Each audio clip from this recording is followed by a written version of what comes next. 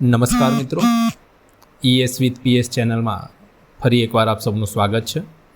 આપણે મોડ્યુલ 2 જોઈ રહ્યા છે, જેની અંદર આજનો આપણો લેસન છે 2.3 પ્રોટેક્ટિંગ અવર એન્વાયરમેન્ટ. એન્વાયરમેન્ટનું રક્ષણ કરવું. આપણું પર્યાવરણને આપણું પર્યાવરણ શા માટે કહેવામાં આવ્યું? પર્યાવરણની સંધિ જો છૂટી પાડવામાં આવે તો પરી વત્તા આવરણ એટલે કે પર્યાવરણ. પરી એટલે કે આપણી આજુબાજુનું અને આવરણ એટલે કે જે લેયર છે તે એટલે કે આપણી આજુબાજુના આવરણમાં રહેલ સજીવ નિર્જીવ સૃષ્ટિને આપણે પર્યાવરણ તરીકે ગણીશું. તો આજના લેસનમાં આપણે શું શીખીશું? તો 3 ટૉપિક આપણે શીખવાના છે. પહેલું છે વોટ ઇઝ એન્વાયરમેન્ટલ ક્રાઇસિસ, કે હાલમાં પર્યાવરણને નુકસાન કરતા પરિબળો કઈ કઈ બાબતો છે જે પર્યાવરણને ગંભીર અસર કરી રહી છે, એના વિશે જોઈશું. ત્યાર પછી નીડ ફોર મેન્ટેનિંગ અ સસ્ટેનેબલ એન્વાયરમેન્ટ, કે ભાઈ જેમાં આપણે વસવાટ કરી શકીએ તેવા પર્યાવરણનું મેન્ટેનિંગ એટલે કે એને કેવી રીતે આપણે મેન્ટેન કરી શકીએ, જેમાં એવું પર્યાવરણ આપણે કેવી રીતે બનાવી શકીએ જેની અંદર આપણે સારી રીતે સહવાસ કરી શકીએ. અને ત્રીજું છે how to develop a green lifestyle. જો આપણે આપણા પર્યાવરણને બચાવવું હશે, જો બચાવવું હશે તો આપણે બધાએ ગ્રીન લાઈફસ્ટાઈલ અપનાવવી પડશે. તો આ ગ્રીન લાઈફસ્ટાઈલ શું છે એના વિશે પણ આપણે આજના લેસનમાં જાણીશું. તો સૌ પ્રથમ જાણીએ કે ભાઈ એન્વાયરમેન્ટના અત્યારના હાલના પ્રોબ્લેમો કયા કયા છે, અને એમાં જો આપણે આગળ વધીએ તો આપણે સૌ જાણીએ છીએ કે ભાઈ એન્વાયરમેન્ટમાં જો અત્યારે સૌથી વધારે જો કોઈ તકલીફ આપતું હોય તો એ બધા જાતના પ્રદૂષણો છે. વાયુ પ્રદૂષણ, વોટર પોલ્યુશન જેને આપણે જળ પ્રદૂષણ કહીએ છીએ, જમીન પ્રદૂષણ, હવાનું પ્રદૂષણ વગેરે વગેરે. તો વાયુ પ્રદૂષણ શું છે અને કેમ ચિંતાજનક છે? તો વાતાવરણમાં હાનિકારક વાયુઓ અને કણો છોડવાથી વાયુ પ્રદૂષણ થાય, જે આપણે સૌ જાણીએ છીએ. અને વાયુ પ્રદૂષણ એ આપણા આરોગ્ય અને પર્યાવરણ બંને માટે ગંભીર અસરો ઊભી કરે છે.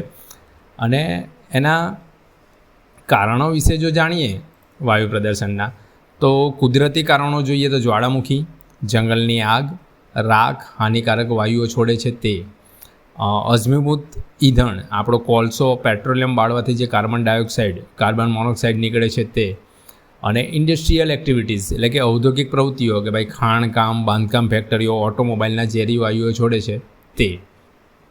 હવે આપણા સ્વાસ્થ્ય ઉપર અને પર્યાવરણ ઉપર વાયુ પ્રદૂષણની શું ગંભીર અસરો થાય છે એ જોઈએ. તો પર્યાવરણ પર અસર થતી હોય તો એને ગ્લોબલ વોર્મિંગ છે, એસિડ વરસાદ છે, ઓઝોન ડિપ્લેશન, ઓઝોનના સ્તરનું જે એમાં જે આપણે કહીએ ને ગાબડું પડી ગયું છે તે, વૃક્ષોને નુકસાન.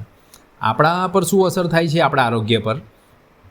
તો અસ્થમા, એમ્ફિસિયા જેવા શ્વસનના રોગો થાય, ફેફસા અને શ્વસન માર્ગને નુકસાન પહોંચાડે, પ્લસ મગજ, લીવર અને કિડનીને પણ નુકસાન પહોંચાડે છે. તો વાયુ પ્રદૂષણ જે છે એના માટે તમે સાંભળ્યું હશે કે દિલ્હીમાં ઓડ ઇવન પાર્કિંગ ડેઝ અસ્તિત્વમાં આવ્યા હતા, કે ભાઈ ક્યારે વાહન ચલાવવું, ક્યારે વાહન ના ચલાવવું.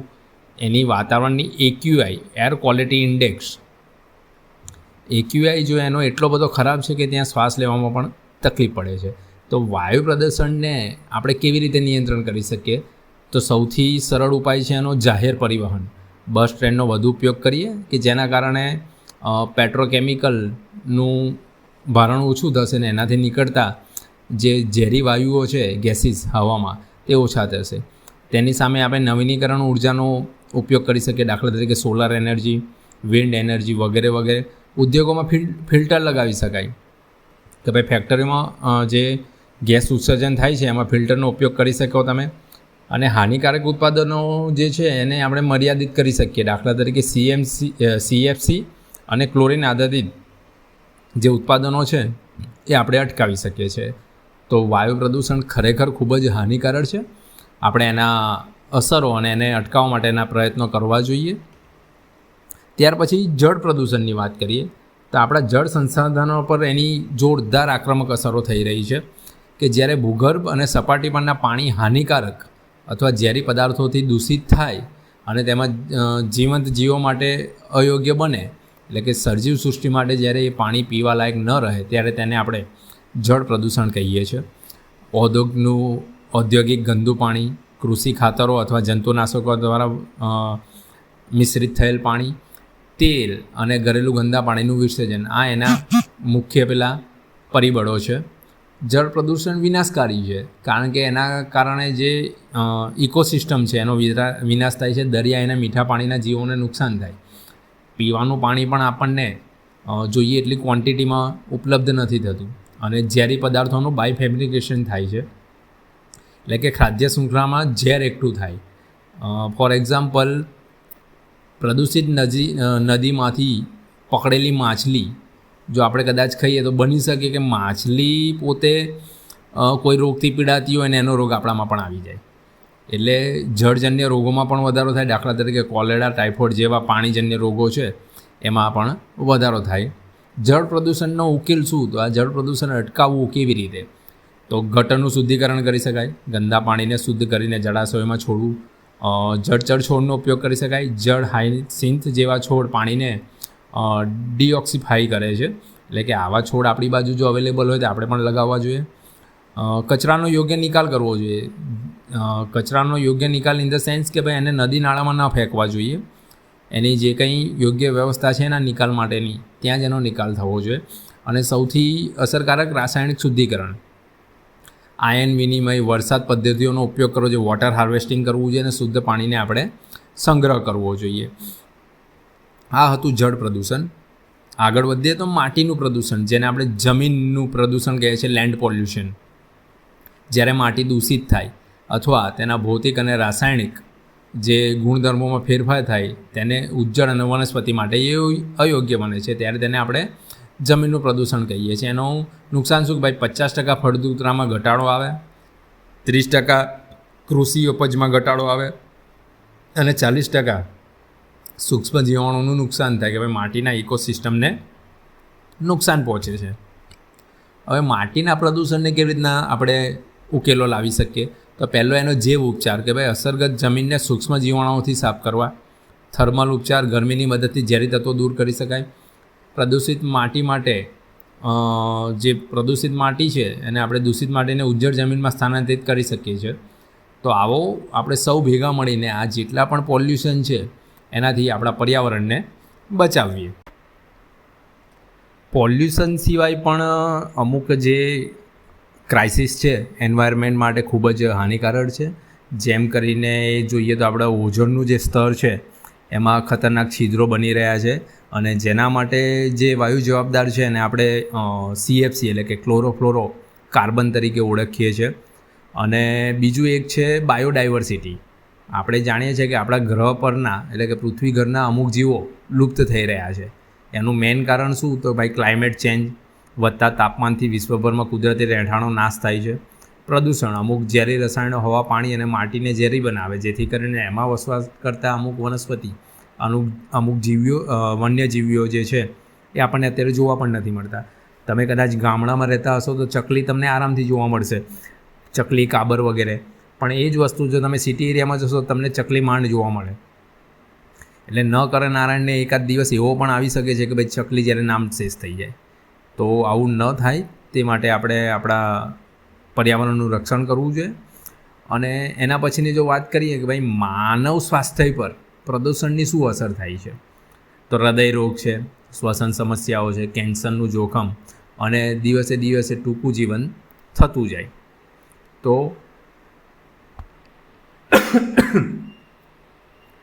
તો આના માટે આપણે ગ્રીન લાઈફસ્ટાઈલ તરફ આગળ વધવું જોઈએ. અને ગ્રીન લાઈફસ્ટાઈલ કોને કહેવાય એના વિશે આપણે આગળ અભ્યાસ કરીશું. પણ આમાં સૌથી વધારે જો કોઈ વસ્તુ આપણને ઇફેક્ટ કરતી હોય અને જેને અત્યારે બહુ જ શું કહેવાય જેની બોલબાલા છે, વિશ્વમાં જે સૌથી મોટું ક્રાઇસિસ છે એન્વાયરમેન્ટનું, એ છે ગ્લોબલ વોર્મિંગ. તો ગ્લોબલ વોર્મિંગ વિશે થોડું જાણીએ કે ભાઈ ગ્લોબલ વોર્મિંગ શું છે, એના કારણો શું છે અને એની અસરો શું છે. તો પહેલાં એમાં જોઈએ કે ભાઈ આ ગ્લોબલ વોર્મિંગ શા માટે સમજવું જરૂરી છે. તો ગ્લોબલ વોર્મિંગ એટલે આપણા વાતાવરણમાં ગ્રીન હાઉસ વાયુઓની સાંદ્રતામાં વધારો થાય અને એના કારણે પૃથ્વીના સરેરાશ ટેમ્પરેચરમાં ધીમે ધીમે વધારો થાય. આ જે નોંધપાત્ર આબોહવા જે આપણી આજુબાજુ રહી છે એ સમગ્ર વિશ્વમાં ઇકોસિસ્ટમને ટકાવી રાખે. હવામાનની એક ચોક્કસ પેટર્ન હોય કે ભાઈ ચોમાસું આટલા મહિનાનું હોય, શિયાળો આટલા મહિનાનો અને ઉનાળો આટલા મહિનાનો. પણ તમે કેટલાક વર્ષોથી પાછલા કેટલાક વર્ષોથી જો ધ્યાન દોર્યું હોય તો દિવાળીના સમયે પણ વરસાદ પડી રહ્યો છે.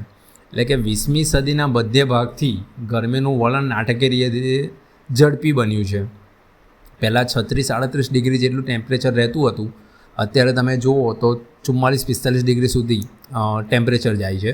તેના માટે ગ્રીન હાઉસ અસર, જેને આપણે પૃથ્વીનો ધાબળો કહીએ છીએ, થર્મલ ધાબળો, 2 પ્રક્રિયા છે. આમાં એક કુદરતી પ્રક્રિયા કે ભાઈ CO2 અને મિથેન જેવા ગ્રીન હાઉસ વાયુઓ જે છે વાતાવરણમાં ગરમી ફેલાવે અને જેનાથી પૃથ્વીને જીવનને ટેકો આપી શકે અને એટલી તે ગરમ રહી. એટલે કે કુદરતી રીતે પૃથ્વી જેટલી ગરમ રહેવી જોઈએ એના માટે તો આપણા વાતાવરણમાં CO2 અને મિથેન જેવા ગ્રીન હાઉસ વાયુઓ આવેલા જ છે. પણ વધુ પડતા ગ્રીન હાઉસ વાયુઓ ખૂબ જ ગરમી ઉત્પન્ન કરે છે અને જેના કારણે કે ભાઈ આપણી પૃથ્વીને જેટલી ગરમી જોઈએ એના કરતાં વધારે ગરમી મળી રહી છે, જેને આપણે ગ્લોબલ વોર્મિંગ કહીએ છીએ. તો આના માટે 2 પ્રક્રિયાઓ છે. એક માનવ પ્રવૃત્તિઓ કે ભાઈ આપણે ઇન્ડસ્ટ્રીયલ રેવોલ્યુશન લાયા, ઈંધણનો ઉપયોગ વધી ગયો, આપણે જમીનના ઉપયોગમાં ફેરફાર કરવા લાગ્યા. પહેલાં જમીનનો ઉપયોગ ખેતી માટે વધારે થતો હતો, હવે જમીનનો ઉપયોગ આપણે ઇન્ડસ્ટ્રીયલ ડેવલપમેન્ટ અને રેસિડેન્શિયલ ડેવલપમેન્ટ માટે વધારે કરીએ છીએ. કુદરતી પ્રક્રિયાઓની જો વાત કરવામાં આવે તો એમાં સોલાર સિસ્ટમની જે ચેન્જીસ આવ્યા છે તે અમુક જ્વાળામુખીની જે પ્રવૃત્તિઓ છે તે આમ જોવા જઈએ તો કુદરતી અને માનવીય બંને પરિબળો ગ્લોબલ વોર્મિંગમાં ફાળો આપે છે. અને ત્યારે જ્યારે ઔદ્યોગિક ક્રાંતિ તરફ મનુષ્ય નાટકીય રીતે આગળ વધે ત્યારે ગ્લોબલ વોર્મિંગ વધવાનું જ છે.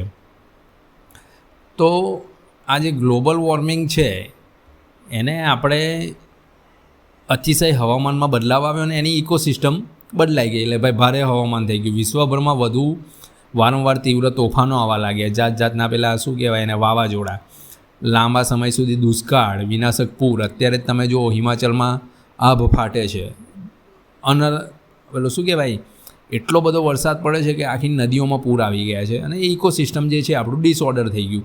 કોરલ બ્લીચિંગ, પ્રજાતિઓનું લુપ્ત થવું, રહેઠાણને નુકસાન થવું, સ્થળાંતરની પેટર્ન જેવી અલગ અલગ.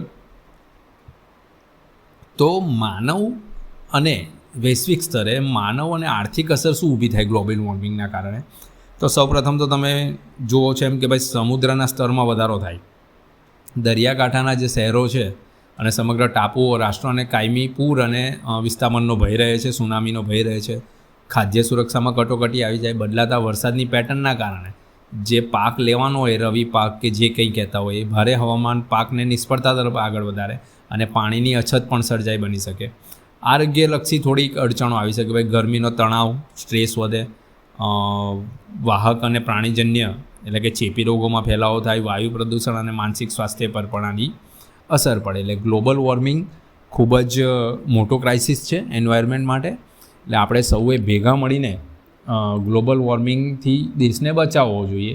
તો એના માટે આપણે શું કરી શકીએ? તો અમુક જેને ગ્રીન લાઈફસ્ટાઈલ કહીએ છીએ કે અમુક આદતોથી, એટલે કે ડેલી રૂટીનમાં અમુક આદતો કેળવવાથી આપણે આપણા પર્યાવરણને બચાવી શકીએ છીએ. પહેલું એના માટે છે કે સ્વચ્છ પરિવહન પસંદ કરો.